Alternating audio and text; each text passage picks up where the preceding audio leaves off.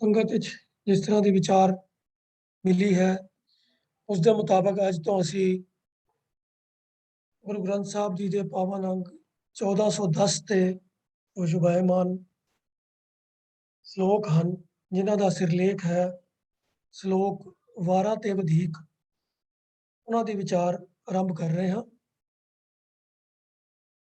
इस तो पहला के श्लोकों को लड़ीवार विचार करना आरंभ करिए, थोड़ा जिहा इसके सिरलेख बारे गल करनी बनती है। इन्होंने श्लोकों के उपर सिरलेख दिता गया गुरु साहब वालों श्लोक 12 ते वधीक। साडी अजकल की बोली दे विच जो वरतों विच लफज आंदा है ते, वो पढ़ के सानू ते का अर्थ आम तौर पर अते दे अर्थां दे विच समझ पैंदी है। इनिशियल साडा रिएक्शन हुंदा है अते यानी कि एंड। तो मैनू ध्यान है कि बचपन में मैं इहो समझदा रहा सीगा कि श्लोक 12 बई 12 वाले श्लोक ते वधीक अते कुछ होर वधीक इस तरह करके मैं सोचदा सीगा। पर गुरबाणी के अंदर जो ते लफज है वो तो के अर्थां विच आया है। भाव की है श्लोक 12 ते वधीक बई जिहड़े श्लोक 12 तो वधीक हैं। भाव की 12 दे नाल जिहड़े श्लोक ऐड किए गए उस तो बाद जिहड़े वधीक बच गए वो ये श्लोक हैं। जिवें कि आप जानते ही हो कि गुरु ग्रंथ साहब जी के अंदर कुल 22 वारा हैं, जिन्हां दे विचों 20 वारां दे नाल पौड़ियां अते श्लोक भी हैं। 2 वारां ऐसियां हैं जिन्हां दे विच श्लोक नहीं हैं। उन्हां विचों एक वार तां है राग बसंत के अंदर बसंत की वार महला 5वां जो निरोल 3 पौड़ियां हैं और उहदे नाल कोई श्लोक नहीं है। और एक वार है रामकली की वार राय सत्य अते बलवंड डूम आखी, जिहड़ी कि जिन्होंने सत्य की बलवंड की वार ना करके भी याद किया जाता है। उस दे अंदर कुल 8 पौड़ियां हैं, श्लोक नहीं है। ये 2 वारां हैं ऐसियां जिन्हां दे विच निरोल पौड़ियां हैं, श्लोक नहीं ने। बाकी दियां जिन्नियां 20 वारां ने उन्हां सारियां वारां दे नाल घੱਟ ਤੋਂ ਘੱਟ हर पौड़ी दे नाल 2 श्लोक हैं ਅਤੇ ਵੱਧ ਤੋਂ ਵੱਧ शायद 6 श्लोक भी आए हैं किसी एक पौड़ी दे नाल 6 या 7, पर घੱਟੋ घੱਟ 2 श्लोक हर पौड़ी दे नाल आए हैं। तो इन्हां दे बारे जो विद्वानां दा मत है और जो गुरबाणी की अंदरली तरतीब तो भी और इस सिरलेख तो भी गल स्पष्ट हुंदी है कि मूल रूप दे विच 12 पहले पौड़ियां ही हुंदियां सन। जिवें गुरु नानक पातशाह ने आसा की वार, माझ की वार ते एक वार उन्हां दी होर है कुल 3 वारां ने गुरु नानक पातशाह की उचारण कीतियां होईयां। तो वो मूल रूप विच पहले पौड़ियां ही सन। आसा की वार के उपर एक बड़ा विलखण सिरलेख मिलता है ते उहदे विच लिखिया होया है कि श्लोक भी महले पहले के लिखे। तो ਉਹਦੇ ਵਿੱਚ ਉਚੇਚੇ ਤੌਰ ਦੇ ਉੱਤੇ ਕਿਉਂ ਸਿਰਲੇਖ ਦਿੱਤਾ ਗਿਆ, ਇਸ ਤੋਂ ਇਹ ਗੱਲ ਸਪਸ਼ਟ ਹੁੰਦੀ ਹੈ ਕਿ ਬਾਕੀ ਵਾਰਾਂ ਦੇ ਨਾਲ ਸ਼ਲੋਕ ਤਾਂ ਗੁਰੂ ਅਰਜਨ ਪਾਤਸ਼ਾਹ ਨੇ ਸੰਪਾਦਨਾ ਵੇਲੇ ਐਡ ਕੀਤੇ। ਮੂਲ ਰੂਪ ਵਾਰਾਂ ਦਾ ਨਿਰੀਆਂ ਪੌੜੀਆਂ ਹੀ ਸੀ, ਪਰ ਆਸਾ ਕੀ ਵਾਰ ਐਸੀ ਵਾਰ ਹੈ ਜਿਹਦੇ ਨਾਲ ਜਿਹੜੇ ਸ਼ਲੋਕ ਗੁਰੂ ਨਾਨਕ ਪਾਤਸ਼ਾਹ ਦੇ ਉਚਾਰਨ ਕੀਤੇ ਹੋਏ ਹਨ ਉਹ ਗੁਰੂ ਨਾਨਕ ਪਾਤਸ਼ਾਹ ਨੇ ਆਪ ਹੀ ਉਹਨਾਂ ਪੌੜੀਆਂ ਦੇ ਨਾਲ ਜੋੜ ਕੇ ਉਚਾਰਨ ਕੀਤੇ। ਅਤੇ ਕਰਤਾਰਪੁਰ ਸਾਹਿਬ ਦੇ ਵਿੱਚ ਜਦੋਂ ਆਪਣੀ ਉਮਰ ਦਾ ਅਖੀਰਲਾ ਹਿੱਸਾ ਗੁਰੂ ਨਾਨਕ ਪਾਤਸ਼ਾਹ ਨੇ ਬਿਤਾਇਆ ਤਾਂ ਉੱਥੋਂ ਦੇ ਰੋਜ਼ਾਨਾ ਦੇ ਸਤਸੰਗ ਦੇ ਵਿੱਚ ਆਸਾ ਕੀ ਵਾਰ ਦਾ ਕੀਰਤਨ ਵੀ ਕੀਤਾ ਜਾਂਦਾ ਸੀਗਾ ਤੇ ਉਦੋਂ ਤੋਂ ਹੀ ਇਹ ਵਾਲੇ ਜਿਹੜੇ ਸ਼ਲੋਕ ਇਹਨਾਂ ਪੌੜੀਆਂ ਦੇ ਨਾਲ ਜਿਹੜੇ ਜੁੜਵੇਂ ਹਨ ਉਹ ਉਦੋਂ ਹੀ ਇਹਨਾਂ ਹੀ ਪੌੜੀਆਂ ਦੇ ਨਾਲ ਇਸ ਤਰੀਕੇ ਦੇ ਨਾਲ ਹੀ ਪੜ੍ਹੇ ਜਾਂਦੇ ਸਨ। ਉਹ ਜੋ ਆਸਾ ਕੀ ਵਾਰ ਦੇ ਉੱਪਰ ਸਿਰਲੇਖ ਹੈ ਸ਼ਲੋਕ ਵੀ ਮਹਿਲੇ ਪਹਿਲੇ ਕੇ ਲਿਖੇ, ਉਹਦੇ ਤੋਂ ਇਹੀ ਭਾਵ ਲਿਆ ਜਾਂਦਾ ਹੈ ਕਿ ਆਸਾ ਕੀ ਵਾਰ ਦਾ ਗਾਇਨ ਗੁਰੂ ਨਾਨਕ ਪਾਤਸ਼ਾਹ ਜਦੋਂ ਸਤਸੰਗ ਦੇ ਵਿੱਚ ਰੋਜ਼ਾਨਾ ਨਿਤਨੇਮ ਦੇ ਤੌਰ ਦੇ ਉੱਤੇ ਕਰਦੇ ਸਨ ਤਾਂ ਜਿਹੜੇ ਸ਼ਲੋਕ ਅੱਜ ਆਸਾ ਕੀ ਵਾਰ ਦੇ ਨਾਲ ਪੌੜੀਆਂ ਦੇ ਨਾਲ ਜਿਸ ਰੂਪ ਦੇ ਵਿੱਚ ਅੰਕਿਤ ਮਿਲਦੇ ਹਨ ਤਿਵੇਂ ਹੀ ਉਦੋਂ ਵੀ ਇਹ ਸ਼ਲੋਕ ਉਦੋਂ ਪੜ੍ਹੇ ਜਾਂਦੇ ਸਨ। ਤਾਂ ਹੋਰ ਕਿਸੇ ਵਾਰ ਦੇ ਨਾਲ ਐਸਾ ਸਿਰਲੇਖ ਨਹੀਂ ਮਿਲਦਾ ਹੈ। ਅਤੇ ਸ਼ਲੋਕ 12 ਤੇ ਵਧੇਕ ਜਿਹੜਾ ਅਸੀਂ ਹੁਣ ਅੱਜ ਵਿਚਾਰ ਕਰਨ ਜਾ ਰਹੇ ਹਾਂ, ਇਸ ਸਿਰਲੇਖ ਤੋਂ ਵੀ ਗੱਲ ਸਪਸ਼ਟ ਹੋ ਜਾਂਦੀ ਹੈ ਕਿ ਵਾਰਾਂ ਦੇ ਨਾਲ ਸ਼ਲੋਕ ਗੁਰੂ ਅਰਜਨ ਪਾਤਸ਼ਾਹ ਨੇ ਐਡ ਕੀਤੇ, ਸਿਵਾਏ ਆਸਾ ਕੀ ਵਾਰ ਦੇ ਜਿਹੜੇ ਸ਼ਲੋਕ ਗੁਰੂ ਨਾਨਕ ਦੇਵ ਜੀ ਦੇ ਆਪਣੇ ਉਚਾਰਨ ਕੀਤੇ ਹੋਏ ਸਨ, ਉਹ ਗੁਰੂ ਨਾਨਕ ਪਾਤਸ਼ਾਹ ਆਪ ਹੀ ਜੋੜ ਗਏ ਸਨ। ਉਸ ਤੋਂ ਇਲਾਵਾ ਬਾਕੀ ਸਾਰੀਆਂ ਵਾਰਾਂ ਦੇ ਨਾਲ ਸ਼ਲੋਕ ਗੁਰੂ ਅਰਜਨ ਪਾਤਸ਼ਾਹ ਨੇ ਜੋੜੇ, ਔਰ ਇਸ ਵਿਧੀ ਦੇ ਨਾਲ ਜੋੜੇ ਕਿ ਪੌੜੀਆਂ ਦੇ ਭਾਵਾਂ ਦੇ ਨਾਲ ਜਿਹੜੇ ਮਿਲਦੇ ਭਾਵ ਅਰਥ ਵਾਲੇ ਸ਼ਲੋਕ ਹਨ, ਉਹ ਉਹਨਾਂ ਪੌੜੀਆਂ ਦੇ ਨਾਲ ਜੋੜੇ ਗਏ। ਇਸ ਸਾਰੀ ਐਕਸਰਸਾਈਜ਼ ਤੋਂ ਬਾਅਦ ਜਿਹੜੇ ਸ਼ਲੋਕ ਫਿਰ ਬਚ ਗਏ, ਉਹ ਸਾਰੇ ਇਕੱਠੇ ਇੱਕ ਸੰਗ੍ਰਹਿ ਦੇ ਰੂਪ ਦੇ ਵਿੱਚ ਗੁਰਬਾਣੀ ਦੀ ਬਾਕੀ ਰਾਗਾਂ ਦੇ ਅਨੁਸਾਰ ਸਾਰੀ ਤਰਤੀਬ, ਔਰ ਫਿਰ ਜਿਹੜੇ ਭਗਤਾਂ ਦੇ ਸ਼ਲੋਕ ਸੀਗੇ ਉਹਨਾਂ ਨੂੰ ਵੀ ਅੰਕਿਤ ਕਰਨ ਤੋਂ ਬਾਅਦ, ਔਰ ਭੱਟਾਂ ਦੇ ਸਵਈਏ ਔਰ ਸ਼ਲੋਕਾਂ ਤੋਂ ਬਾਅਦ ਜਿਹੜਾ ਹੈ ਉਹ ਫਿਰ ਗੁਰੂ ਅਰਜਨ ਪਾਤਸ਼ਾਹ ਨੇ ਸ਼ਲੋਕ 12 ਤੇ ਵਧੇਕ ਦੇ ਸਿਰਲੇਖ ਹੇਠਾਂ ਇੱਥੇ ਅੰਕਿਤ ਕੀਤੇ ਹਨ। ਸੋ ਹੁਣ ਅਸੀਂ ਇਹਨਾਂ ਸ਼ਲੋਕਾਂ ਦੀ ਇੱਕ ਇੱਕ ਕਰਕੇ ਵਿਚਾਰ ਆਰੰਭ ਕਰਦੇ ਹਾਂ।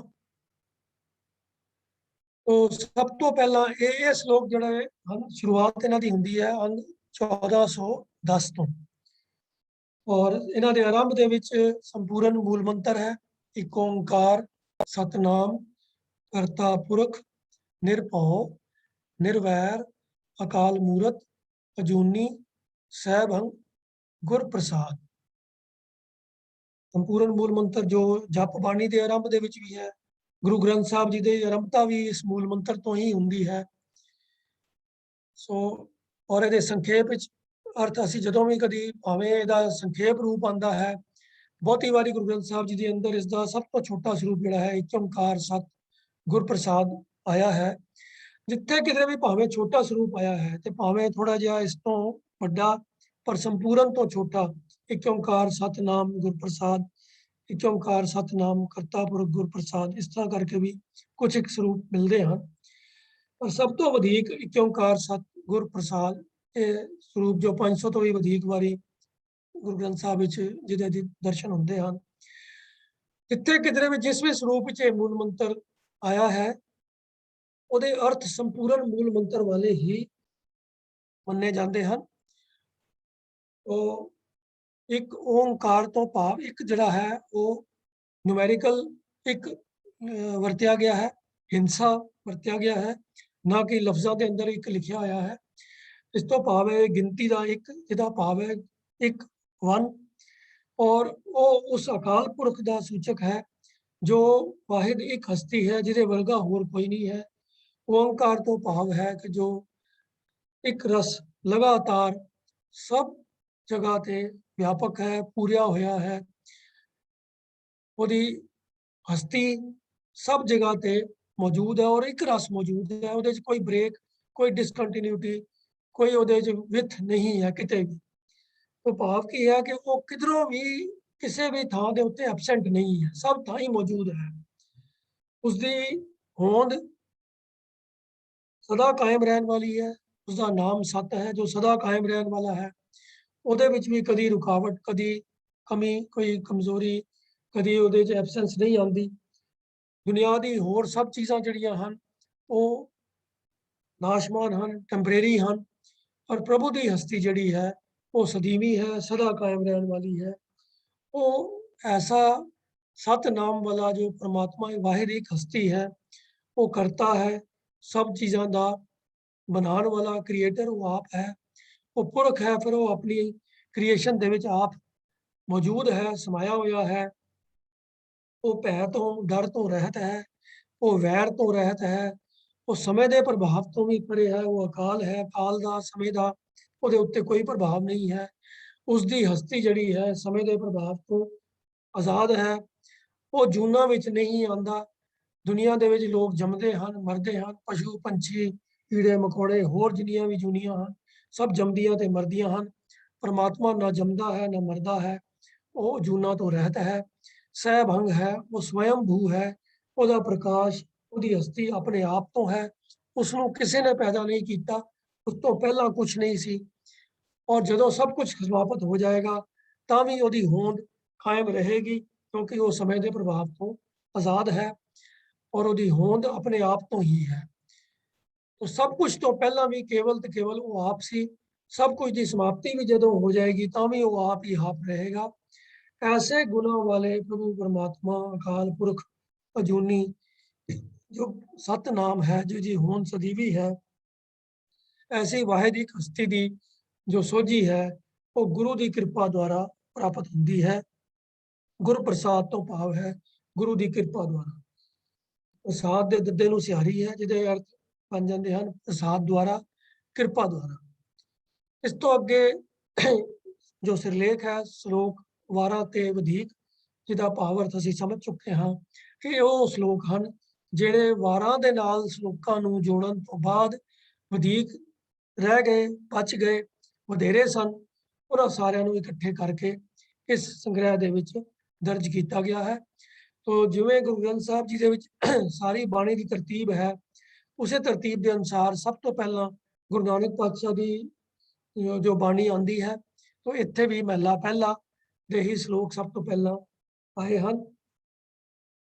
सो पहला श्लोक है, उतंगी पैओहरी गहरी गंभीरी ससुड़ सुहिया किव करी निवन न जाए थनी गच जी लग्गा गिड़ बड़ी सखिए धौल हरी से भी टहंदे डिठ मैं मुंद न गर्भ थनी।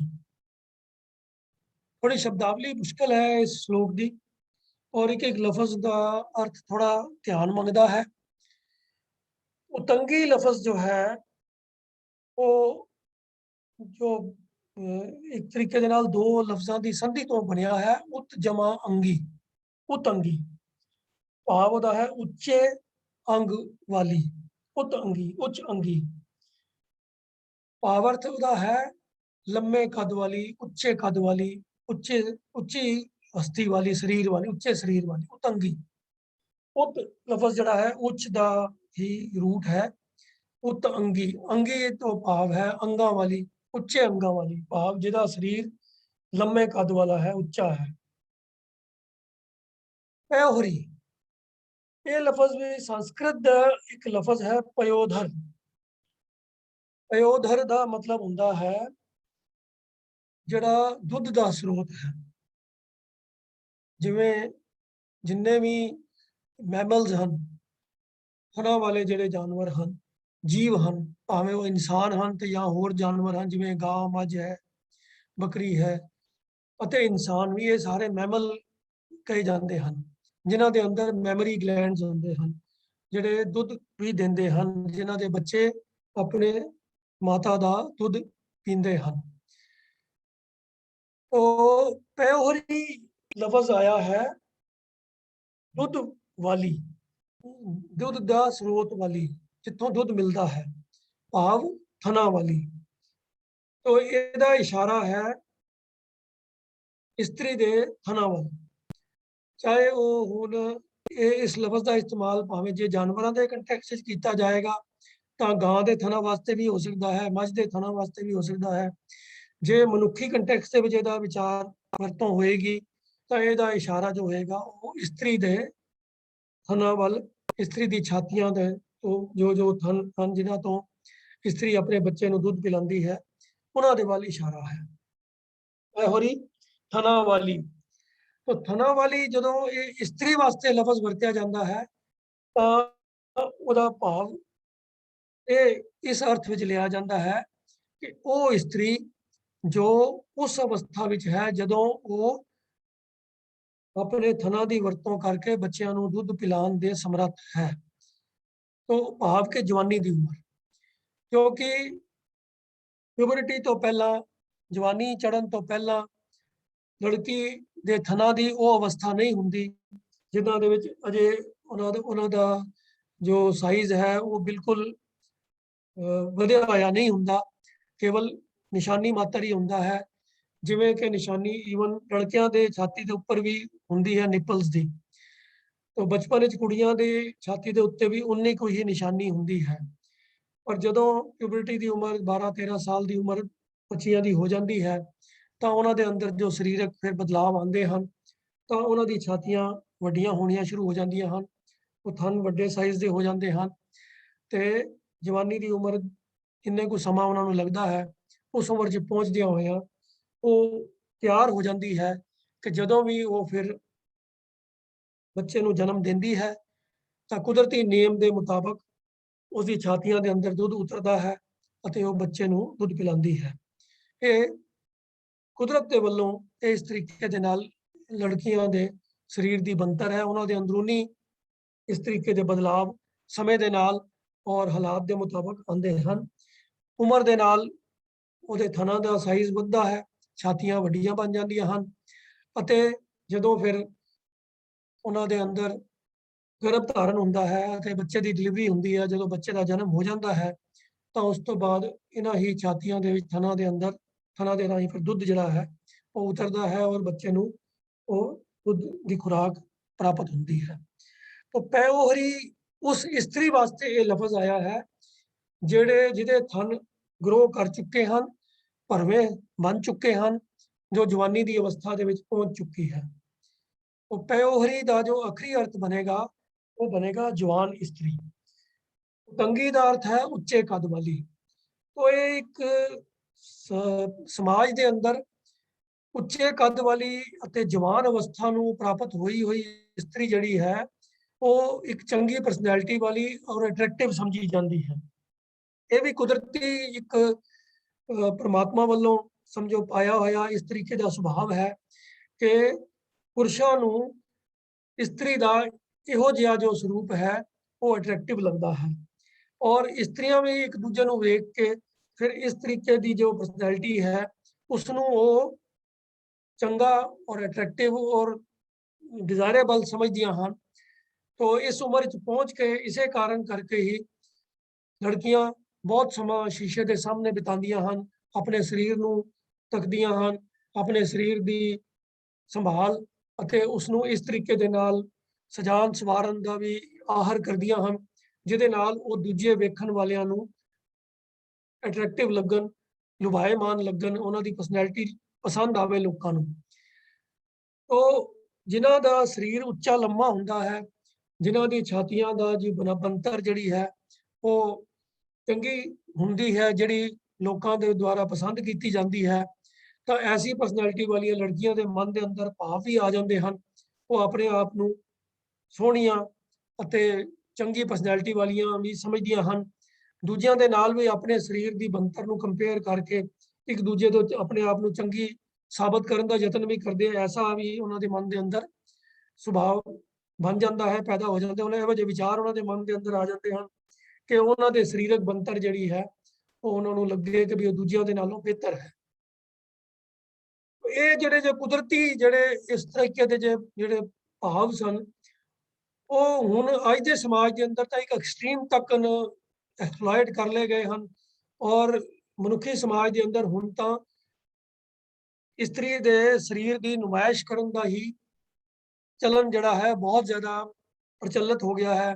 ਇਸਤਰੀ ਦੇ ਸਰੀਰਾਂ ਦਾ ਬਣਤਰ ਦੇ ਬਾਡੀ ਦੇ ਅੰਗਾਂ ਦੀ ਨੁਮਾਇਸ਼ ਕਰਕੇ ਉਹਨਾਂ ਦਾ ਪਬਲਿਕਲੀ ਉਹਨਾਂ ਦੀ ਡਿਸਪਲੇ ਕਰਕੇ ਉਹਨਾਂ ਦੇ ਚੰਗੇ ਮਾੜੇ ਹੋਣ ਦੇ ਕੰਪੀਟੀਸ਼ਨ ਕਰਵਾਏ ਜਾਂਦੇ ਹਨ, ਜਿਹੜੇ ਮਿਸ ਵਰਲਡ ਔਰ ਮਿਸ ਯੂਨੀਵਰਸ ਔਰ ਹੋਰ ਭਾਂਤ ਦੇ ਇਲਾਕੇ ਦੇ ਜਿਹੜੇ ਜਵਾਨ ਕੁੜੀਆਂ ਦੇ ਮੁਕਾਬਲੇ ਕਰਵਾਏ ਜਾਂਦੇ ਹਨ ਜਿੱਥੇ ਕਿ ਸਰੀਰਕ ਅੰਗਾਂ ਦੀ ਭਰਪੂਰ ਨੁਮਾਇਸ਼ ਕੀਤੀ ਜਾਂਦੀ ਹੈ ਔਰ ਇਸ ਤਰੀਕੇ ਦੇ ਪਹਿਰਾਵੇ ਉਹਨਾਂ ਨੂੰ ਪਹਿਨਾਏ ਜਾਂਦੇ ਹਨ ਕਿ ਉਹਨਾਂ ਦੇ ਜੋ ਸਰੀਰ ਦੀ ਜੋ ਬਣਤਰ ਹੈ, ਜੋ ਛਾਤੀਆਂ ਦਾ ਉਭਾਰ ਹੈ ਉਹ ਪ੍ਰਤੱਖ ਤੌਰ ਦੇ ਉੱਤੇ ਲੋਕਾਂ ਨੂੰ ਵੇਖਣ ਨੂੰ ਮਿਲਦਾ ਹੈ ਔਰ ਉਹ ਵੀ ਆਪਣੇ ਇਸ ਤਰੀਕੇ ਦੀ ਨੁਮਾਇਸ਼ ਕਰਕੇ ਬੜਾ ਆਪਣੇ ਅੰਦਰ ਗੁਮਾਨ ਔਰ ਆਪਣੇ ਆਪ ਨਾਲ ਚੰਗਾ ਪ੍ਰਭਾਵ ਲੈਂਦੀਆਂ ਹਨ ਕਿ ਸਾਡੇ ਸਰੀਰ ਦੀ ਸੋਹਣੀ ਬਣਤਰ ਲੋਕੀ ਵੇਖ ਕੇ ਐਪਰੀਸ਼ੀਏਟ ਕਰਦੇ ਹਨ।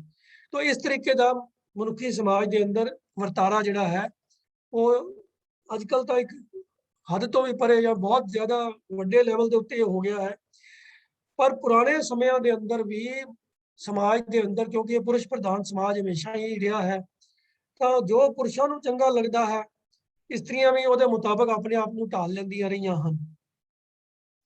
ਤੇ ਪੁਰਸ਼ ਨੂੰ ਕਿਉਂਕਿ ਇਸਤਰੀ ਦੇ ਸਰੀਰ ਦੀ ਬਣਤਰ ਖਿੱਚ ਪਾਉਂਦੀ ਸੀ, ਤਾਂ ਇਸਤਰੀਆਂ ਨੇ ਵੀ ਆਪਣੇ ਆਪ ਨੂੰ ਉਸੇ ਤਰੀਕੇ ਨਾਲ ਸਜਾਉਣਾ ਸਵਾਰਨਾ ਸ਼ੁਰੂ ਕਰ ਦਿੱਤਾ, ਜਿਹਦੇ ਨਾਲ ਕਿ ਉਹ ਮਰਦਾਂ ਦੀ ਖਿੱਚ ਦਾ ਕੇਂਦਰ ਬਣ ਜਾਣ। ਤੋ ਇਸਤਰੀਆਂ ਦਾ ਵੀ ਸਾਰਾ ਧਿਆਨ ਉਸੇ ਤਰੀਕੇ ਵੱਲ ਰਹਿੰਦਾ ਸੀ ਕਿ ਉਹ ਆਪਣੇ ਸਰੀਰ ਦੀ ਬਣਤਰ ਨੂੰ ਸਵਾਰਨ, ਆਪਣੇ ਸਰੀਰ ਦੇ ਉੱਤੇ ਕੱਪੜੇ ਇਸ ਤਰੀਕੇ ਦੇ ਪਾਉਣ ਕਿ ਮਰਦਾਂ ਨੂੰ ਉਹ ਮਨ ਨੂੰ ਲੁਭਾਉਣ ਵਾਲੀਆਂ ਨਜ਼ਰ ਆਉਣ। ਤੋ ਇਸ ਕਰਕੇ ਜਿਹੜੀਆਂ ਜਿਨ੍ਹਾਂ ਦੇ ਸਰੀਰਕ ਬਣਤਰ ਕੁਝ ਦੂਜਿਆਂ ਨਾਲੋਂ ਬਿਹਤਰ ਹੁੰਦੀ ਸੀ, ਉਹ ਆਪਣੇ ਇਸ ਚੀਜ਼ ਦਾ ਵੀ ਮਨ ਦੇ ਅੰਦਰ ਹੰਕਾਰ ਕਰਦੀਆਂ ਸਨ। ਤੋ ਇਹ ਲਫ਼ਜ਼ ਪੈਓਹਰੀ ਜਿਹੜਾ ਹੈ ਉਹ ਉਸ ਜਵਾਨ ਇਸਤਰੀ ਵਾਸਤੇ ਹੈ ਜਿਹਦਾ ਸਰੀਰ ਹੁਣ ਪੂਰੀ ਆਪਣੀ ਜੋਬਨ ਦੀ ਬਣਤਰ ਦੇ ਵਿੱਚ ਹੈ ਅਤੇ ਜਿਹਦੇ ਛਾਤੀਆਂ ਪੂਰੇ ਉਭਾਰ ਦੇ ਵਿੱਚ ਹਨ। ਉਤੰਗੀ, ਉੱਚੇ ਕੱਦ ਵਾਲੀ, ਲੰਮੇ ਕੱਦ ਵਾਲੀ, ਇਹ ਅੱਜ ਦੇ ਵੀ ਜ਼ਮਾਨੇ ਦੇ ਅੰਦਰ ਜਿੰਨੀਆਂ ਵੀ ਐਸੀਆਂ ਆਕੂਪੇਸ਼ਨਸ ਹਨ ਜਿੱਥੇ ਔਰਤਾਂ ਨੇ ਪਬਲਿਕ ਡੀਲਿੰਗ ਕਰਨੀ ਹੁੰਦੀ ਹੈ, ਚਾਹੇ ਉਹ 에ਅਰ ਹੋਸਟਸ ਦੀ ਜੌਬ ਹੈ, ਚਾਹੇ ਉਹ ਇਹ ਜਿਹੜੇ ਬਿਊਟੀ ਕੰਪੀਟੀਸ਼ਨ ਨੇ, ਉੱਥੇ ਵੀ ਉੱਚੇ ਕੱਦ ਵਾਲੀਆਂ ਨੂੰ ਜਿਹੜਾ ਹੈ ਉਹ ਪ੍ਰੈਫਰੈਂਸ ਦਿੱਤੀ ਜਾਂਦੀ ਹੈ। ਉਹ ਉਤੰਗੀ ਔਰ ਪੈਓਹਰੀ ਇਹ ਉਸ ਸੈਂਸ ਦੇ ਲਫ਼ਜ਼ ਹਨ।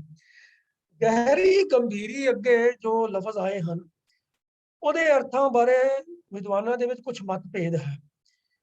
ਕਈਆਂ ਨੇ ਤਾਂ ਇਹਦੇ ਅਰਥ ਕੀਤੇ ਹਨ ਗਹਿਰੀ ਇਕੱਠਾ ਲਫ਼ਜ਼ ਲਿਖ ਕੇ ਤੇ ਗੰਭੀਰੀ ਇਹਨਾਂ ਨੂੰ, ਤਾਂ ਗਹਿਰੀ ਦੇ ਅਰਥ ਕੀਤੇ ਹਨ ਡੂੰਗੀ ਜਾਂ ਮਗਨ।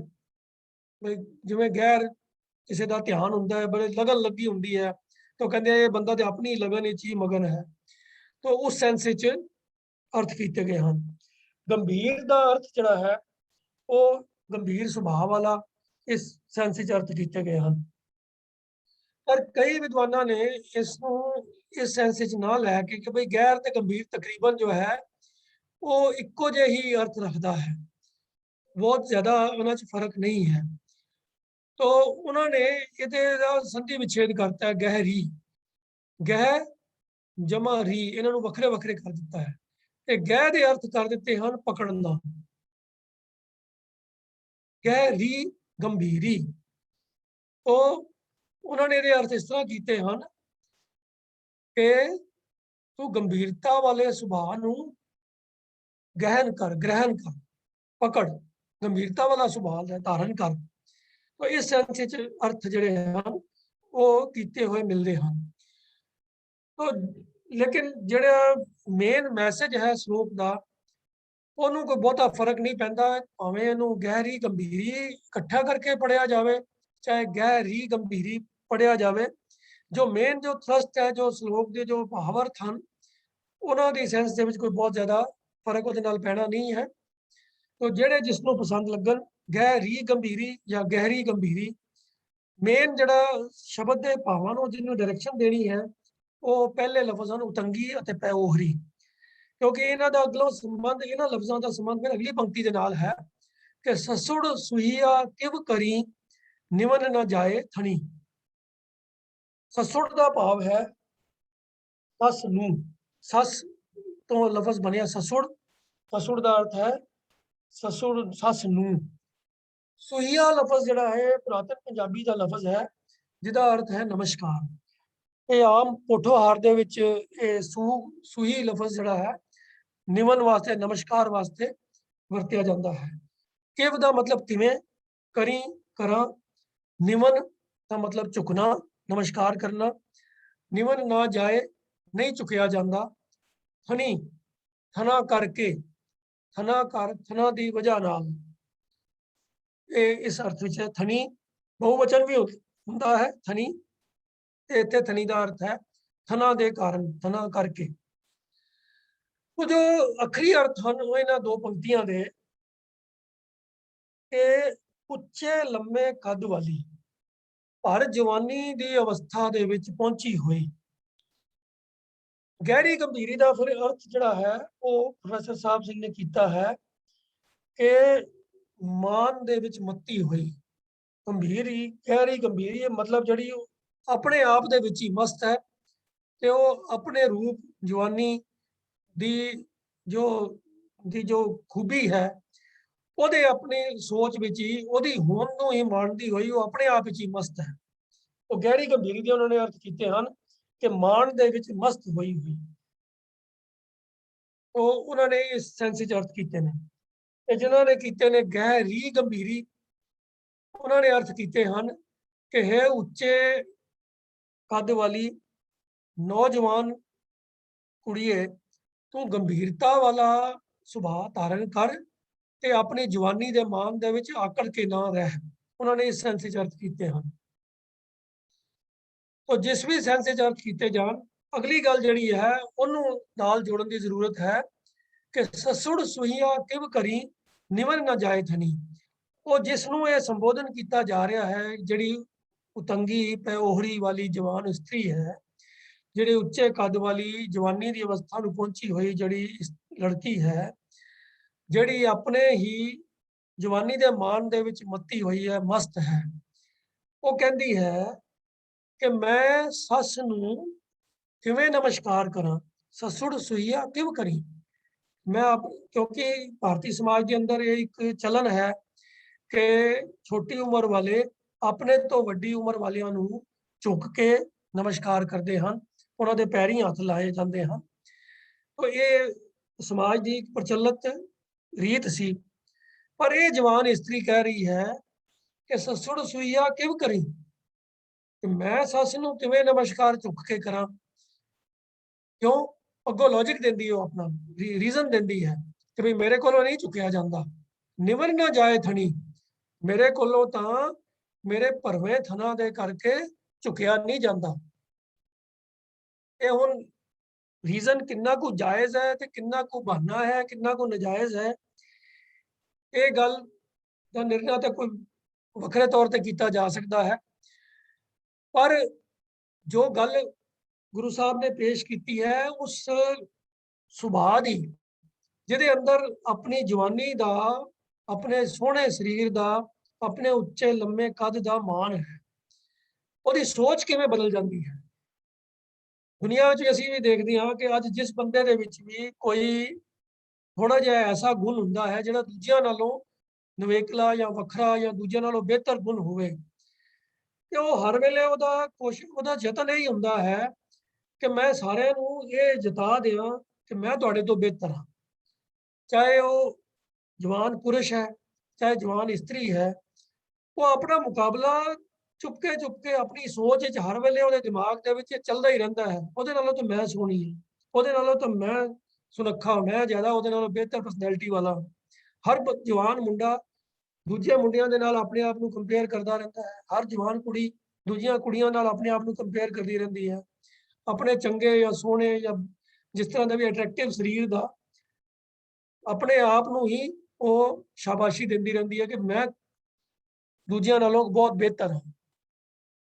और इस चीज़ का एहसास भी कराने का यतन हर वेले वो करते हैं कि दूजिया भी पता लगे कि मैं तुहाडे तो बेहतर हाँ। तो ये उस तरह के सुभाਅ का जो वर्णन इन्हां पंक्तियों हो रहा है, गुरु साहब जो गल कर रहे हैं, जो बेस बना रहे हैं, जिहदे तो फिर अखीर ते जिहड़ा मैसेज है मेन वो उभर के सामने आएगा कि उच्चे कद वाली जवानी दी सरीरक अवस्था, भर जवानी दी सरीरक अवस्था वाली अपने ही हंकार दे विच मस्त, मान दे विच मस्त हुई हुई स्त्री ये आखदी है कि मैं सस नूं झुक के किवें नमस्कार करां, मेरे कोलों तो झुकिया नहीं जाता मेरे थना करके, जो मेरे भरवें थन मेरी छाती ते हन, उन्हां दी वजह नाल मेरे कोलों झुकिया नहीं जाता। ये बहाना या ये रीजन वो देंदी है कि भी मैं तो झुक के नमस्कार किवें करां, नहीं कर सकती। तो उन्होंने दूजी ਉਹਦੀ सहेली समझाती है या जिहड़ी सियानी औरत ਉਹਦੇ नाल है वो ਉਹਨੂੰ ਇਹ मत देंदी है कि तू गल सुन, हुण तू ध्यान नाल मेरी गल सुन। वो अगलियां दो पंक्तियां दे विच हुण ਉਹਨੂੰ समझाया जा रहा है कि गच जी लग्गा गिड़ बड़ी सखीए धौल हरी, से भी टहंदे डिठ मैं मुंद ना गर्भ थनी। ਉਹ ਜਿਹੜੀ ਉਹਦੀ ਸਹੇਲੀ ਜਾਂ ਜੋ ਜਿਹੜੀ ਦੂਜੀ ਇਸਤਰੀ ਉਹਨੂੰ ਮੱਤ ਦੇ ਰਹੀ ਹੈ, ਸਮਝਾ ਰਹੀ ਹੈ, ਉਹ ਇੱਕ ਮਿਸਾਲ ਦਿੰਦੀ ਹੈ ਕਿ ਜਿਹੜੇ ਸੋਹਣੇ ਪਹਾੜਾਂ ਵਰਗੇ ਵੱਡੇ ਮਹਿਲ। ਗਿੜਵੜੀ ਤੋਂ ਭਾਵ ਹੈ ਵੱਡੇ ਪਹਾੜ ਜਿੱਡੇ। ਗਿੜਵੜੀ ਪਹਾੜ ਜਿੱਡੇ ਭਾਵ ਉੱਚੇ ਉੱਚੇ ਮਹਿਲ। ਗਿੜਵੜੀ ਉੱਚੇ ਮਹਿਲ ਗੱਜ ਲੱਗਾ ਜਿਨ੍ਹਾਂ ਨੂੰ ਸੋਹਣਾ ਚੂਨੇ ਦਾ ਪਲਸਤਰ ਲੱਗਾ ਹੋਇਆ ਹੈ। ਪੁਰਾਣੇ ਜ਼ਮਾਨੇ ਦੇ ਅੰਦਰ ਜਿਹੜੇ ਵੀ ਚੰਗੇ ਮਕਾਨ ਹੁੰਦੇ ਸੀਗੇ ਉਹਨਾਂ ਨੂੰ ਚੂਨੇ ਦਾ ਪਲਸਤਰ ਕੀਤਾ ਜਾਂਦਾ ਸੀਗਾ। ਅੱਜ ਦੇ ਜ਼ਮਾਨੇ ਵਿੱਚ ਤਾਂ ਹੁਣ ਹੋਰ ਕਈ ਕੈਮੀਕਲ ਔਰ ਕੋਈ ਮਟੀਰੀਅਲ ਆ ਗਏ ਹਨ ਮਕਾਨਾਂ ਦੀ ਸਜਾਵਟ ਕਰਨ ਵਾਸਤੇ। ਜੋ ਪੁਰਾਤਨ ਸਮੇਂ ਦੇ ਵਿੱਚ ਜਿਹੜਾ ਇਹ ਪਲਸਤਰ ਵਾਸਤੇ ਜੋ ਚੂਨਾ ਲਗਾਇਆ ਜਾਂਦਾ ਸੀਗਾ ਉਸ ਨੂੰ ਗੱਚ ਕਿਹਾ ਜਾਂਦਾ ਸੀਗਾ। ਗੱਚ ਜਿਹੜੇ ਇਹ ਇੱਕ ਸੋਹਣੇ ਪੱਕੇ ਮਕਾਨ ਦੀ ਇੱਕ ਪਹਿਚਾਣ ਹੁੰਦੀ ਸੀ ਜਿਨ੍ਹਾਂ ਦੇ ਉੱਤੇ ਬਾਹਰ ਗੱਚ ਲੱਗਾ ਹੁੰਦਾ ਸੀ।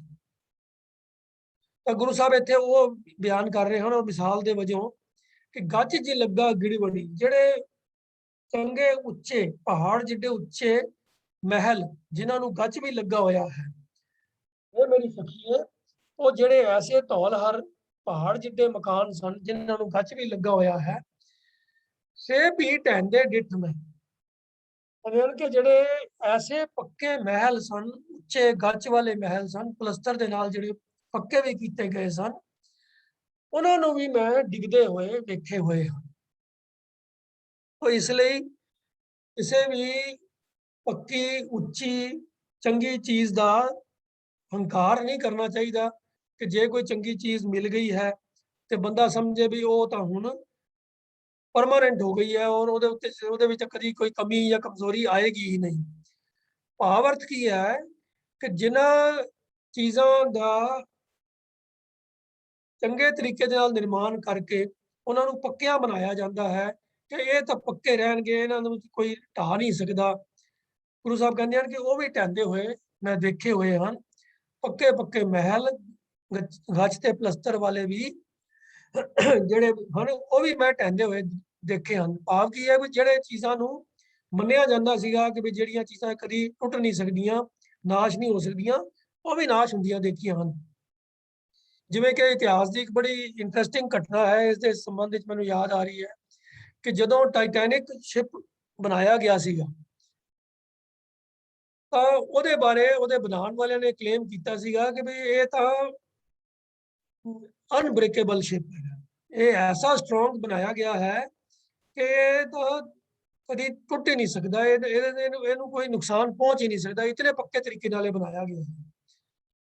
ਔਰ ਸਾਰੇ ਇਤਿਹਾਸ ਦੀ ਇਸ ਘਟਨਾ ਤੋਂ ਜਾਣੂ ਹਨ ਕਿ ਉਹ ਪਹਿਲੇ ਹੀ ਆਪਣੇ ਵਾਇਜ ਦੇ ਵਿੱਚ ਪਹਿਲੇ ਹੀ ਆਪਣੇ ਸਫ਼ਰ ਦੇ ਵਿੱਚ ਉਹ ਟਾਈਟੈਨਿਕ ਜਿਹੜਾ ਜਹਾਜ਼ ਸੀਗਾ ਉਹ ਇੱਕ ਬਰਫ਼ ਦੇ ਤੋਦੇ ਦੇ ਨਾਲ ਟਕਰਾਇਆ ਆਈਸਬਰਗ ਦੇ ਨਾਲ ਟਕਰਾਇਆ ਤੇ ਦੁਫਾੜ ਹੋ ਗਿਆ ਔਰ ਉਹ ਡੁੱਬ ਗਿਆ ਔਰ ਕਿੰਨੇ ਹੀ ਸੈਂਕੜੇ ਲੋਕਾਂ ਦੀ ਉਹਦੇ ਅੰਦਰ ਮੌਤ ਹੋ ਗਈ। ਉਹ ਜਹਾਜ਼ ਜਿਹਦੇ ਬਾਰੇ ਕਿਹਾ ਜਾਂਦਾ ਸੀਗਾ ਕਿ ਇਹ ਤਾਂ ਟੁੱਟ ਸਕਦਾ ਹੀ ਨਹੀਂ ਹੈ ਉਹ ਪਹਿਲੇ ਹੀ ਆਪਣੇ ਸਫ਼ਰ ਦੇ ਵਿੱਚ ਟੁੱਟ ਗਿਆ और टुट्टा भी बर्फ के नाल टकरा के। तो इंसान जो जिस चीज को समझते हैं कि मैं अनब्रेकेबल बनाई है ये तो परमानेंट मैं बना दी है वो सब चीज़ा भी नाश होंदियां हन। किसी तत्थ तो गुरु साहब इत्थे जाणू करवा रहे हैं कि वो मिसाल दे के कि ऐसे महल जिहड़े हन वो भी टुट जाते हैं मैं देखे हैं टुटते हुए। तो इसलिए हे मुंदे मुंद का जो आखिरी अर्थ हुंदा है ਉਹ ਹੁੰਦਾ ਭੋਲੀ ਜਵਾਨ ਕੁੜੀ ਤੂੰ ਆਪਣੇ ਥਣਾ ਦਾ ਗਰਭ ਹੰਕਾਰ ਨਾ ਕਰ। ਹੁਣ ਇਹਨੇ ਚਾਰਾਂ ਪੰਕਤੀਆਂ ਨੂੰ ਇਕੱਠਿਆਂ ਕਰਕੇ ਇਹਦਾ ਭਾਵ ਅਰਥ ਨੂੰ ਸਮਝਣ ਦਾ ਯਤਨ ਕਰੀਏ। ਅਸਲ ਜੋ ਮੈਸੇਜ ਹੈ ਉਹ ਹੰਕਾਰ ਦੀ ਜੋ ਭਾਵਨਾ ਇਨਸਾਨ ਦੇ ਅੰਦਰ ਆ ਜਾਂਦੀ ਹੈ ਭਾਵੇਂ ਉਹ ਹੰਕਾਰ ਕਿਸੇ ਗੁਣ ਦੇ ਆਧਾਰ ਤੇ ਹੀ ਹੋਵੇ ਭਾਵੇਂ ਉਹ ਕਿਸੇ ਸਪੈਸ਼ਲ ਕੁਆਲਿਟੀ ਦੇ ਉੱਤੇ ਹੀ ਆਧਾਰਿਤ ਹੋਵੇ ਤਾਂ ਵੀ ਹੰਕਾਰ ਕਰਨਾ ਕਿਸੇ ਵੀ ਤਰੀਕੇ ਜਾਇਜ਼ ਗੁਰੂ ਸਾਹਿਬ ਕਹਿੰਦੇ ਹਨ ਕਿ ਨਹੀਂ ਹੈ। ਇਸ ਕੇਸ ਵਿੱਚ ਤਾਂ ਚਲੋ ਜੋ ਇਹ ਹੰਕਾਰ ਦਾ ਜੋ ਸੋਰਸ ਹੈ ਉਹ ਤਾਂ ਵੈਸੇ ਹੀ ਹੰਕਾਰ ਕਰਨ ਦੇ ਲਾਇਕ ਨਹੀਂ ਹੈ ਕਿਉਂਕਿ ਸਰੀਰਕ ਬਣਤਰ ਸਰੀਰ ਦੀ ਖੂਬੀ ਖੂਬਸੂਰਤੀ ਇਹ ਸਭ ਚੀਜ਼ਾਂ ਪਰਮਾਤਮਾ ਦੇ ਵੱਲੋਂ ਇੱਕ ਦਾਤ ਵਜੋਂ ਬਖਸ਼ਿਸ਼ ਵਜੋਂ ਮਿਲਦੀਆਂ ਹਨ। ਕਿਸੇ ਨੂੰ ਥੋੜੀ ਕਿਸੇ ਨੂੰ ਬਹੁਤੀ ਇਹਦੇ ਵਿੱਚ ਬੰਦੇ ਦੀ ਕੋਈ ਆਪਣੀ ਅਚੀਵਮੈਂਟ ਤਾਂ ਹੈ ਹੀ ਨਹੀਂ। कोई बंदा अगर जे ज्ञान हासिल करे ते कोई खास स्किल एक्वायर कर लवे, कोई खास नॉलेज एक्वायर कर लवे, वो थोड़ा बहुता फिर भी क्लेम कर सकता है कि भी मैं मेहनत की, मैं ज्ञान हासिल किया, ਤਾਂ ਮੈਨੂੰ ਦੂਜਿਆਂ ਨਾਲੋਂ ਬਹੁਤੀ ਨੌਲੇਜ ਹੈ। ਹਾਲਾਂਕਿ ਜੋ ਗਿਆਨ ਔਰ ਜੋ ਵੀ ਉਹ ਸਕਿੱਲ ਕੋਈ ਹਾਸਲ ਕਰਦਾ ਹੈ, ਉਹਦੇ ਵਿੱਚ ਵੀ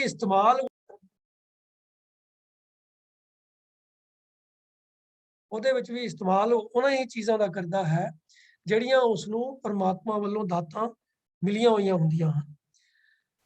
ਪਰ ਇਹ ਜੋ ਸਰੀਰਕ ਬਣਤਰ ਹੈ, ਇਹ ਤਾਂ ਸਰੀਰ ਮਿਲਿਆ ਹੀ ਪਰਮਾਤਮਾ ਵੱਲੋਂ ਹੈ। ਤੇ ਜੇ ਕਿਸੇ ਜਵਾਨ ਕੁੜੀ ਨੂੰ ਸਰੀਰ ਦੀ ਚੰਗੀ ਸੋਹਣੀ ਬਣਤਰ ਮਿਲੀ ਹੈ, ਜੇ ਉਹਦੀਆਂ ਛਾਤੀਆਂ ਭਰਵੀਆਂ ਹਨ, ਤਾਂ ਇਹ ਵੀ ਤਾਂ ਪਰਮਾਤਮਾ ਵੱਲੋਂ ਹੀ ਉਹਨੂੰ ਬਖਸ਼ਿਸ਼ ਹੈ। ਇਹਦੇ ਵਿੱਚ ਉਹਦੀ ਕੋਈ ਆਪਣੀ ਸਿਆਣਪ ਜਾਂ ਉਹਦੇ ਕੋਈ ਆਪਣੀ ਕਾਰਸਤਾਨੀ ਨਹੀਂ ਹੈ। ਔਰ ਅੱਜ ਦੇ ਜ਼ਮਾਨੇ ਦੇ ਵਿੱਚ ਵੈਸੇ ਕੁਝ ਲੋਕਾਂ ਨੇ ਇਹ ਕੰਮ ਵੀ ਕਰਨੇ ਸ਼ੁਰੂ ਕਰ ਦਿੱਤੇ ਹਨ। ਹੁਣ ਕਈ ਇਸਤਰੀਆਂ ਉਚੇਚੇ ਤੌਰ ਤੇ ਇੰਜੈਕਸ਼ਨ ਲਗਵਾ ਕੇ ਆਪਣੀ ਛਾਤੀਆਂ ਦਾ ਸਾਈਜ਼ ਵਧਵਾਉਂਦੀਆਂ ਹਨ, ਜਿਨ੍ਹਾਂ ਦੇ ਉਂਝ ਸਾਈਜ਼ ਇੰਨਾ ਵੱਡਾ ਨਹੀਂ ਹੁੰਦਾ, ਤੇ ਉਹ ਇੰਜੈਕਸ਼ਨ ਲੈ ਕੇ ਆਪਣੀ ਛਾਤੀਆਂ ਵੱਡੀਆਂ ਕਰਵਾਉਂਦੀਆਂ ਹਨ ਕਿ ਆਪਣੇ ਆਪ ਨੂੰ ਉਹ ਜ਼ਿਆਦਾ ਜਵਾਨ, ਜ਼ਿਆਦਾ ਖੂਬਸੂਰਤ ਬਣ ਕੇ ਦਿਖਾਣਾ ਚਾਹੁੰਦੀਆਂ ਹਨ। ਤਾਂ ਉਹਦੇ ਅੱਗੋਂ ਸਾਈਡ ਇਫੈਕਟ ਹੋਰ ਕਿੰਨੇ ਮਾੜੇ ਹੁੰਦੇ ਹਨ, ਉਹ ਬਾਅਦ ਵਿੱਚ ਉਹਨਾਂ ਨੂੰ ਪਤਾ ਲੱਗਦੇ ਹਨ। ਲੇਕਿਨ ਜੋ ਇਸ ਸ਼ਲੋਕ ਦਾ ਜੋ ਮੈਸੇਜ ਹੈ ਕਿ ਜੋ ਵੀ ਦਾਤ ਜਾਂ ਜੋ ਵੀ ਖੂਬਸੂਰਤੀ ਜਾਂ ਖੂਬੀ ਤੁਹਾਡੇ ਅੰਦਰ ਮੌਜੂਦ ਹੈ, ਉਹਦਾ ਵੀ ਹੰਕਾਰ ਕਰਨਾ ਕਿਸੇ ਤਰੀਕੇ ਵੀ ਜਾਇਜ਼ ਨਹੀਂ ਹੈ। ਇਹ ਇਸ ਸ਼ਲੋਕ ਦਾ ਜੋ ਮੈਸੇਜ ਹੈ। ਤਾਂ ਗੁਰੂ ਸਾਹਿਬ ਜੋ ਗੱਲ ਕਹਿ ਰਹੇ ਹਨ, ਤੰਗੀ ओहरी गहरी गंभीरी, हे उच्चे कद वाली जवानी दी अवस्था दे विच पहुंची हुई अपने ही हंकार दे विच मस्त स्त्री, तेरा ये कहना है कि मैं अपनी सस दी अगे झुक के किवें नमस्कार करा, क्योंकि मैं तो अपने थना दे करके झुक नहीं सकती।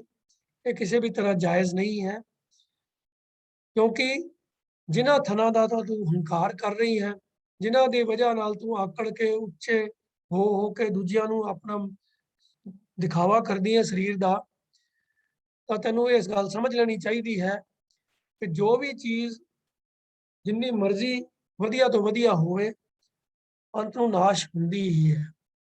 और इस गल दा प्रतख सबूत तो यह है कि ਉਹ ਇਸਤਰੀਆਂ ਜਿਹੜੀਆਂ ਜਵਾਨੀ ਦੇ ਵਿੱਚ ਆਪਣੀ ਸਰੀਰਕ ਬਣਤਰ ਦਾ ਮਾਣ ਕਰਦੀਆਂ ਹਨ, ਜਦੋਂ ਬੁਢੇਪੇ ਦੀ ਅਵਸਥਾ 'ਚ ਪਹੁੰਚ ਜਾਂਦੀਆਂ ਹਨ, ਤਾਂ ਉਹੀ ਛਾਤੀਆਂ ਢਿੱਲੀਆਂ ਹੋ ਜਾਂਦੀਆਂ ਹਨ, ਉਹੀ ਸਰੀਰ ਦੀ ਬਣਤਰ ਝੁਰੜੀਆਂ ਵਾਲੀ ਹੋ ਜਾਂਦੀ ਹੈ, ਉਹ ਰੂਪ ਸਾਰਾ ਖਤਮ ਹੋ ਜਾਂਦਾ ਹੈ। ਜਿੰਨਾ ਮਰਜ਼ੀ ਆਰਟੀਫੀਸ਼ੀਅਲ ਤਰੀਕਿਆਂ ਦੇ ਨਾਲ ਆਪਣੇ ਰੂਪ ਨੂੰ ਸੰਭਾਲ ਕੇ ਰੱਖਿਆ ਜਾਵੇ, ਅਸਲੀਅਤ ਫਿਰ ਵੀ ਨਜ਼ਰ ਆ ਹੀ ਜਾਂਦੀ ਹੈ। ਅੱਜ ਦੇ ਜ਼ਮਾਨੇ 'ਚ ਭਾਵੇਂ ਪਲਾਸਟਿਕ ਸਰਜਰੀ ਤੇ ਹੋਰ ਕਈ ਆਰਟੀਫੀਸ਼ੀਅਲ ਤਰੀਕਿਆਂ ਦੇ ਨਾਲ ਜਿੰਨਾ ਕਿੰਨਾ ਵੀ ਹੋ ਸਕਦਾ ਹੈ, ਕਈ ਔਰਤਾਂ ਜਿਨ੍ਹਾਂ ਦੇ ਕੋਲ ਪੈਸਾ ਹੁੰਦਾ ਹੈ, ਉਹ ਆਪਣੇ ਸਰੀਰ ਦੀ ਬਣਤਰ ਨੂੰ ਮੁੜ ਕੇ ਰਿਪੇਅਰ ਕਰਵਾ ਕੇ ਫਿਰ ਤੋਂ ਹੀ ਆਪਣੇ ਆਪ ਨੂੰ ਜਵਾਨ ਪ੍ਰੈਜ਼ੈਂਟ ਕਰਨ ਦੀ ਕੋਸ਼ਿਸ਼ ਕਰਦੀਆਂ ਹਨ। ਪਰ ਵੇਖਣ ਵਾਲੀ ਨਜ਼ਰ ਫਿਰ ਵੀ ਪਛਾਣ ਲੈਂਦੀ ਹੈ ਕਿ ਇਹ ਕਿੰਨਾ ਕੁ ਇਹਨਾਂ ਦੇ ਅੰਦਰ ਅਸਲੀਅਤ ਹੈ ਤੇ ਕਿੰਨਾ ਕੁ ਬਨਾਵਟੀ ਹੈ। ਤਾਂ ਸਮੇਂ ਦੇ ਨਾਲ ਸਭ ਚੀਜ਼ਾਂ ਤੇ ਪ੍ਰਭਾਵ ਪੈਂਦਾ ਹੈ। ਕੇਵਲ ਤੇ ਕੇਵਲ ਇੱਕ ਅਕਾਲ ਪੁਰਖ परमात्मा वो एक वाहिद हस्ती है जो समय के प्रभाव तो आज़ाद है। तो गुरु साहब जो मैसेज दे रहे हैं कि हर पक्की चीज़, हर सोहनी चीज़ नाश होंदी है, परमानेंट कोई भी चीज़ नहीं है। तो इसलिए किसी भी चीज़ का हंकार करना बिल्कुल जायज़ नहीं है। और यही उपदेश वो दे रहे हैं कि सेब ही टहंदे डिठ में मुंद ना गर्भ तनी, हे मुंदे हे भोलिए जवान कुड़िए, तू अपने थना दा अपनी जवानी दा गुमान ना कर, गर्भ ना कर, हंकार ना कर, क्योंकि जिन्ने पक्के तो पक्के महल ने वो भी गिरदे हुए वेखे ने। सो जिन्नियां भर जवानियां ने वो भी बुढ़ेपे दे विच तब्दील हुंदियां देखियां गईयां ने। और जदों कोई ऐसी बीमारी किसी शरीर नूं लग जाती है तो सोहने रूप वालियां भी कोझियां हो जांदियां हन। फिर जो मर्जी कर लैन, वो शरीर उन्हों का किसी तरीके भी अपना ओरिजिनल स्वरूप जिहड़ा है वो मेनटेन कर नहीं सकता। और ऐसियां अनेक बीमारियां हैं जिन्हां दा इलाज डॉक्टरों को नहीं है, या कई ऐसिया बीमारियां भी हैं कि जिन्हां दा इलाज जिहड़ा है बीमारी तो भी ज़्यादा भयंकर है, तो शरीर की बिल्कुल ही ਬੰਤਰ ਵਿਗਾੜ ਕੇ ਰੱਖ ਦਿੰਦਾ ਹੈ। तो ऐसे हालात ਬਣ ਜਾਂਦੇ ਹਨ ਜਿਨ੍ਹਾਂ ਦੇ ਉੱਤੇ ਬੰਦੇ ਦਾ ਆਪਣਾ ਕੋਈ ਕੰਟਰੋਲ ਨਹੀਂ ਹੁੰਦਾ। ਅੱਜ ਦੇ ਜ਼ਮਾਨੇ ਦੇ ਵਿੱਚ ਕੈਂਸਰ ਵਰਗੀ ਬਿਮਾਰੀ ਹੈ ਜਿਹਦਾ ਅੱਜ ਤੱਕ ਕਿਸੇ ਨੂੰ ਪਤਾ ਨਹੀਂ ਲੱਗ ਰਿਹਾ ਕਿ ਉਹ ਹੁੰਦੀ ਕਿਉਂ ਹੈ। ਅੰਦਾਜ਼ੇ ਹਨ ਕੁਝ ਕੈਂਸਰ ਕਿਸੇ ਕਿਸੇ ਵਜ੍ਹਾ ਕਰਕੇ ਹੁੰਦੇ ਹਨ, ਪਰ ਕਈ ਕੈਂਸਰ ਐਸੇ ਵੀ ਹਨ ਜਿਨ੍ਹਾਂ ਦਾ ਕੁਝ ਅੱਜ ਤੱਕ ਪਤਾ ਹੀ ਨਹੀਂ ਹੈ ਵੀ ਉਹ ਕਿੱਥੋਂ ਤੇ ਕਿਵੇਂ ਸ਼ੁਰੂ ਹੋ ਜਾਂਦੇ ਹਨ। ਸੋ ਹੋਰ ਕਈ ਵੀ ਬਿਮਾਰੀਆਂ ਹੋ ਸਕਦੀਆਂ ਹਨ ਜਿਨ੍ਹਾਂ ਦੇ ਬਾਰੇ ਅਜੇ ਅੱਜ ਸਾਨੂੰ ਕੋਈ ਗਿਆਨ ਨਹੀਂ ਹੈ।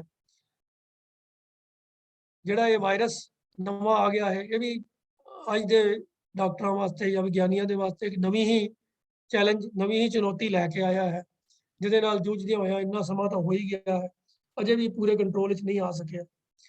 ਤਾਂ ਕੀ ਕੁਝ ਅੱਗੋਂ ਹੋਏਗਾ ਇਹ ਕੋਈ ਨਹੀਂ ਕਹਿ ਸਕਦਾ, ਪਰ ਇਹ ਸੱਚਾਈ ਹੈ ਕਿ ਜੋ ਚੀਜ਼ ਵੀ ਇਸ ਦੁਨੀਆ ਵਿੱਚ ਬਣੀ ਹੈ ਉਹ ਨਾਸ਼ਵਾਨ ਹੈ। ਸਦਾ ਕਾਇਮ ਰਹਿਣ ਵਾਲਾ, ਸਦੀਵੀ ਕਾਇਮ ਰਹਿਣ ਵਾਲਾ ਕੇਵਲ ਤੇ ਕੇਵਲ ਉਹ ਵਾਹਿਦ ਅਕਾਲ ਪੁਰਖ ਹੀ ਹੈ। ਹੋਰ ਇਸ ਦੁਨੀਆ ਵਿੱਚ ਕੁਝ ਵੀ ਸਦਾ ਕਾਇਮ ਰਹਿਣ ਵਾਲਾ ਨਹੀਂ ਹੈ। तो जो नाशवान है, नाशवान चीज़ का हंकार करना किसी भी तरीके जायज़ नहीं है। तो इस श्लोक के अंदर गुरु नानक पातशाह ने जो सुनेहा दिता है कि उच्चे कद वाली भर जवानी की अवस्था वाली अपने सुहप्पन दे अपनी जवानी के मान दे विच मस्त इस्त्री जिहड़ी ये क्लेम करती है कि वो अपनी जवानी दी करके अपने थना दे करके झुक के सस नूं नमस्कार नहीं करती कर सकती, उसनों ये सजेशन दी गई है, मत दी गई है कि तू अपने थना का हंकार ना कर, अपनी जवानी का हंकार ना कर, क्योंकि जेडे पक्के तो पक्के गच वाले महल, वड्डे पहाड़ जिड्डे उच्चे पक्के महल हैं वो भी असीं ढहंदे देखे हैं। जे वो ढह सकते हैं तो जवानी की, शरीर की जवानी की तो कोई पाया ही नहीं, कोई वैल्यू कोई हस्ती है ही नहीं, वो तो बहुत थोड़ी चिर ही है। तो ये संखेप रूप में इस श्लोक का मैसेज है कि हंकार करना किसी भी वजह करके जायज़ नहीं है, चाहे वो गुनाह के आधार के उत्ते ही हंकार होवे, चाहे शरीरक बनतर का होवे, चाहे धन का होवे, किसी भी चीज़ का हंकार करना किसी भी वजह के नाल वो जायज़ नहीं है। तो अज के विचार नूं असीं इत्थे ही संकोचदे हां। विचार करदिआं होईआं अनेक प्रकार की भुलां गलतियां दी आप तो सौखीमा मंगदे हां जी। वाहिगुरू जी का खालसा